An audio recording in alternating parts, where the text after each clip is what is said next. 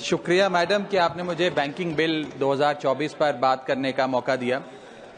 Sir, bank ईंट या cement से बनी किसी इमारत का नाम नहीं है। बैंक सिर्फ किसी स्टील या एल्यूमिनियम से बने एटीएम का नाम नहीं है, और बैंक ना ही एक काउंटर से दूसरे काउंटर पर दौड़ रहे बैंक ग्राहकों की उस दौड़ का नाम है। बैंक नाम है विश्वास का, बैंक नाम है अधिकार का, न्याय का, समानता का। लेकिन पिछले कुछ वर्षों में यह विश्वास जो ग्राहकों का बैंकिंग व्यवस्था में था, वो कहीं ना कहीं कमजोर होता नजर आ रहा है, और उसके कुछ बुनियादी कारण, बहुत ही बेसिक कारण आज मैं सदन में आपके माध्यम से सरकार के सामने रखना चाहूंगा। सबसे पहला, पुअर कस्टमर सर्विस। यदि आज किसी ग्राहक को सरकारी बैंक में किसी काम से जाना हो, तो मान लीजिए उसके ग्रह खराब चल रहे हैं और दिहाड़ी भी खराब होगी। कोई नौकरी पेशा आदमी हो तो ऑफिस से छुट्टी लेनी पड़ती है, कोई स्टूडेंट हो तो प्रैक्टिकल का एग्जाम मिस करना पड़ता है, यहां तक कि साधारण सी पासबुक अपडेट कराने भी जाना हो तो वो भी एक संघर्षशील सफर में तब्दील हो जाता है। मैडम, आप जब किसी सरकारी बैंक में घुसते हैं तो ऐसा लगता है कि 80 या 90 की दशक की किसी इमारत में आ गए हैं, जहां पे दीवारें उखड़ रही होती हैं, पंखा अपनी मर्जी से चलता है और लाइनें रेल टिकट से भी ज्यादा लंबी होती हैं। इसके बाद जब आप काउंटर नंबर 1 पे पहुंचते हैं तो बताया जाता है काम यहां नहीं होगा, काउंटर नंबर 4 पर जाइए। जब काउंटर नंबर 4 पे जाते हैं तो बताया जाएगा यहां पर भी काम नहीं होगा, फर्स्ट फ्लोर पर जाइए। और जब आप थके हारे फर्स्ट फ्लोर पर पहुंचते हैं तो बताया जाता है कि लंच हो गया है, लंच के बाद 2 बजे आइएगा। 2:15 पहुंचते हैं तो बताया जाता है कि लंच एक्सटेंड हो गया, अभी कर्मचारी गुलाब जामुन खा रहे हैं। यह व्यवस्था है कस्टमर सर्विस की एक सरकारी बैंक में। और आज हम जहां चांद पर पहुंच गए, यूपीआई से गोलगप्पे खरीद रहे हैं, लेकिन हमारी सरकारी बैंकिंग व्यवस्था 80-90 के दशक से बाहर नहीं आ पा रही है। अभी आरबीआई के गवर्नर ने हाल ही में एक प्रेस कॉन्फ्रेंस कर वित्तीय वर्ष 23-24 की रिपोर्ट जारी करते हुए कहा कि 95 शेड्यूल्ड कमर्शियल बैंक्स में एक साल में, एक वित्तीय वर्ष में 1 करोड़ से ज्यादा कस्टमर सर्विस से संबंधी कंप्लेंट्स आई हैं। और ये तो वो कंप्लेंट्स हैं जिन लोगों को पता था कंप्लेंट कैसे दर्ज करानी है और उन्होंने दर्ज कराई। न जाने ऐसी कितनी कंप्लेंट्स होंगी जो सिस्टम में कैद ही नहीं हुई। इसी के साथ साथ बैंकिंग कोड और स्टैंडर्ड्स बोर्ड ऑफ इंडिया का एक सर्वे बताता है कि 45% बैंक कस्टमर्स बैंकिंग व्यवस्था से डिससैटिस्फाइड हैं, असंतुष्ट हैं। और मैं चाहूंगा आपके माध्यम से सरकार के कानों तक ये बात पहुंचे कि डिजिटल सर्विसेज का एक कस्टमर सेटिस्फैक्शन ऑडिट कराना चाहिए सरकारी बैंकों का, कि क्या हमारी सरकारी बैंकों की वेबसाइट का इंटरफेस या मोबाइल एप्लीकेशंस सरल हैं, अच्छी हैं, या कस्टमर्स उससे त्रस्त हैं। दूसरा बड़ी समस्या है रूरल इंडिया के अंदर limited access to banking infrastructure. आइए गांव की ओर चलते हैं। मैडम, क्या हमारी बैंकिंग व्यवस्था ग्रामीण इलाकों तक पहुंच चुकी है? नाबार्ड की एक रिपोर्ट बताती है कि 50% of rural India is still suffering from lack of adequate access to banking. Financial inclusion index की आरबीआई की 2020 की रिपोर्ट बताती है कि ग्रामीण भारत में हर 100 में से मात्र 54 लोगों तक ही हमारी बैंकिंग व्यवस्था जैसे तैसे पहुंच पाई है, और 30% से ज्यादा रूरल हाउसहोल्ड आज भी ऐसे हैं जो पूरी तरीके से अनबैंक्ड हैं। और मैम, बैंकिंग की ग्रामीण इलाकों में अगर बात करें तो बैंकिंग व्यवस्था ने ग्रामीण इलाकों के साथ सौतेला व्यवहार किया है। पहले तो बैंक की ब्रांच गांव के पास नहीं है। जब वो बूढ़ा आदमी भोला भटका बैंक की 5-10 किलोमीटर दूर ब्रांच तक पहुंचता है तो पता लगता है कि बिजली गुल है।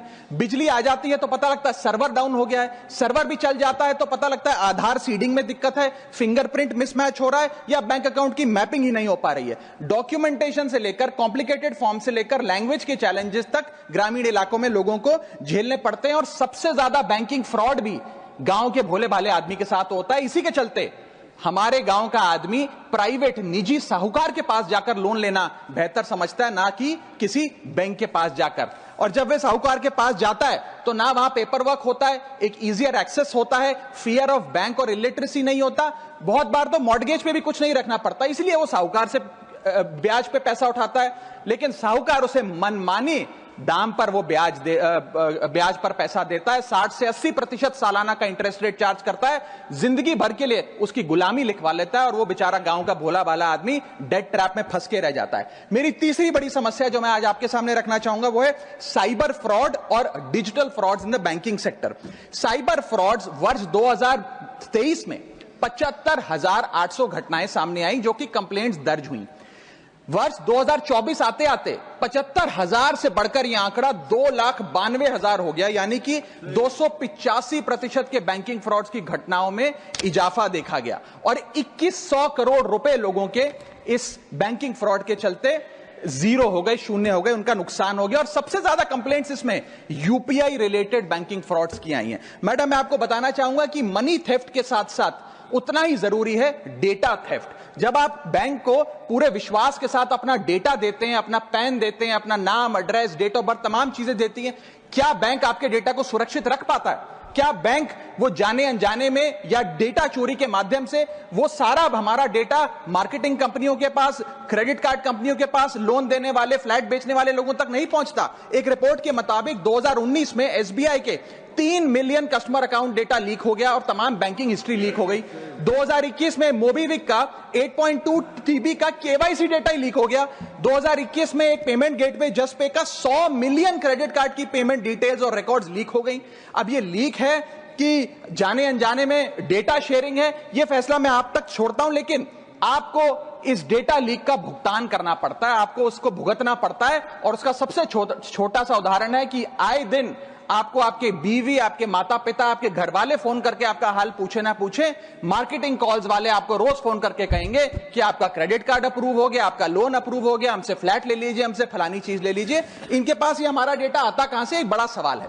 चौथी समस्या, हिडन चार्जेस और फीस। मैं चाहूंगा आपके माध्यम से ये नाना प्रकार के चार्जेस जो आज मैं सदन में लाया हूं, ये माननीय वित्त मंत्री जी तक पहुंचे, ताकि देश के आम आदमी की जो जेब बैंकिंग सिस्टम काट रहा है, ये उसे पता लगे, ग्राहक को भी और माननीय वित्त मंत्री जी को भी। पहला, मिनिमम बैलेंस पेनल्टी। यदि आप न्यूनतम बैलेंस नहीं रखते हैं तो 100 से 600 रुपए प्रति माह बैंक आपका काट लेता है। इस चार्ज को लगाने के बाद बैंकों ने वित्तीय वर्ष 22-23 में 3500 करोड़ रुपए मिनिमम बैलेंस पेनल्टी के नाम से लोगों से वसूले हैं। मैडम, दूसरा चार्ज, एक्स्ट्रा एटीएम यूजेज। आपको एटीएम ट्रांजैक्शन के लिए 2 से 3 की मोहलत मिलती है, 2 से 3 की इजाजत मिलती है बैंकों द्वारा। अगर आप चौथा, पांचवा ट्रांजैक्शन कर लें तो हर ट्रांजैक्शन पे 20 रुपए एटीएम चार्ज आपको देना पड़ता है। इनएक्टिविटी फी 100 से 200 रुपए सालाना, यानी कि अगर बैंक आप बहुत ज्यादा अपना अकाउंट यूज नहीं करते हैं तो बैंक इनएक्टिविटी के नाम पे भी चार्ज लगा देता है। फिर बैंक स्टेटमेंट आप मंगवाते हैं तो बैंक स्टेटमेंट इशुएंस चार्जेस के नाम पर आपसे 50 से 100 रुपए लेता है। फिर आप कहते हैं हमें एसएमएस अलर्ट के माध्यम से मेरे बैंक के खाते में क्या आ रहा है उसकी जानकारी मिले, तो एसएमएस अलर्ट चार्जेस के नाम पर भी प्रति क्वार्टर 20 से 25 रुपए आपसे लिया जाता है। ऑनलाइन पेमेंट करेंगे एनईएफटी की तो ट्रांजैक्शन फी भी ली जाती है। जबरदस्ती आपको पहले लोन बेचते हैं और फिर उसके बाद लोन प्रोसेसिंग फी के नाम पर 1 से 3% लोन अमाउंट का काट लेते हैं। और जब आपकी किस्मत ठीक चल रही हो और आप समय से पहले अपना लोन बकाया जो है उसका भुगतान करने बैंक पहुंच जाएं तो loan pre closure charges, early payment penalty के नाम पर भी बैंक आपसे पैसा वसूलता है।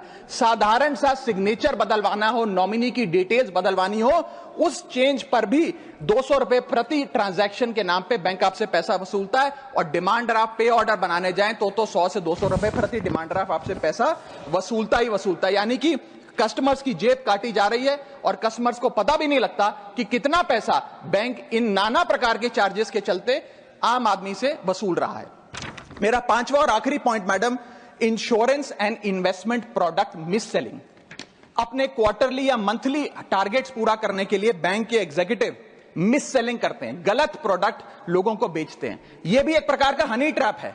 मीठी मीठी बातें कर कर भोले भाले मासूम लोगों को ऐसे प्रोडक्ट्स बेच दिए जाते हैं जिनकी जरूरत उन्हें है ही नहीं। IRDAI, insurance regulatory development authority of India की एक रिपोर्ट बताती है कि 3.5 लाख सालाना कंप्लेंट्स में से 20% कंप्लेंट्स सिर्फ और सिर्फ मिस सेलिंग की, गलत प्रोडक्ट बेचने की उन्होंने दर्ज करी हैं। सेबी की एक रिपोर्ट बताती है कि 30% इन्वेस्टर मिसलीडिंग इंफॉर्मेशन का शिकार हैं। और म्यूचुअल फंड्स की मदर बॉडी, जिसे association of mutual fund of India कहते हैं, वो बताती है कि 23%, मैं खत्म कर रहा हूं मैडम, 23% इन्वेस्टर ऐसे हैं जिनके पास वो प्रोडक्ट्स हैं जो उनके रिस्क प्रोफाइल और फाइनेंशियल गोल से मेल ही नहीं खाते हैं। तो मैडम, मैं इन सारे जो समस्याएं बताई हैं उसके माध्यम से समाप्त कर रहा हूं। बस इतना ही कहना चाहूंगा कि ये बड़ी बुनियादी समस्याएं हैं जो आज इस देश का एक आम अकाउंट धारक, एक आम आदमी सफर कर रहा है। मैं चाहूंगा माननीय वित्त मंत्री जी इन बुनियादी सुविधाओं का, इन बुनियादी समस्याओं का समाधान दे। बहुत बहुत शुक्रिया।